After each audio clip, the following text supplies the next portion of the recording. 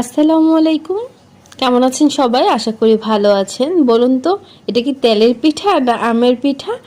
রান্নায় সবসময় ফিউশন আনতে আমি খুব পছন্দ করি। ট্রাই করি যে একটা খাবারের সাথে আরেকটা খাবার মিক্স করলে কেমন হবে।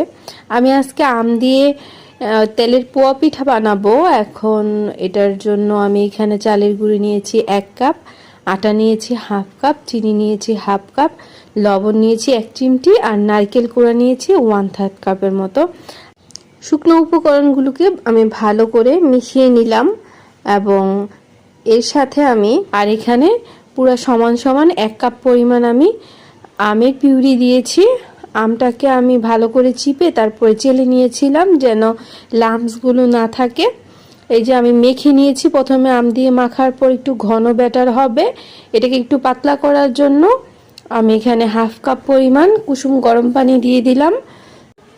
এবার এইগুলোকে আমি একসাথে খুব জোরে জোরে ফেটিয়ে নিব যেন একদম সবগুলো চিনি গলে ব্যাটারটা খুব সুন্দর হয়, স্মুথ হয়।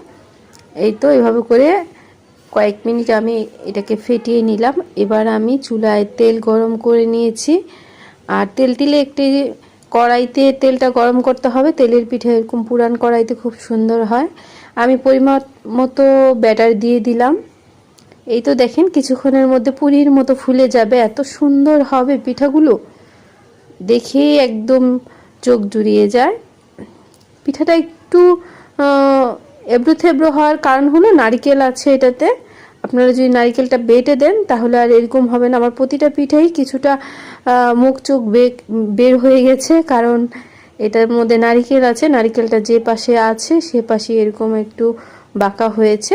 তবে পিঠার ভিতরটা কিন্তু খুব সুন্দর হয়েছে। চলুন ভেঙে দেখিয়ে দেই। এই তো আমার পিঠাগুলো দেখুন কতটা নরম হয়েছে। আর এই তো ভাঙার পরে ভিতরটা একদম ফাঁপা।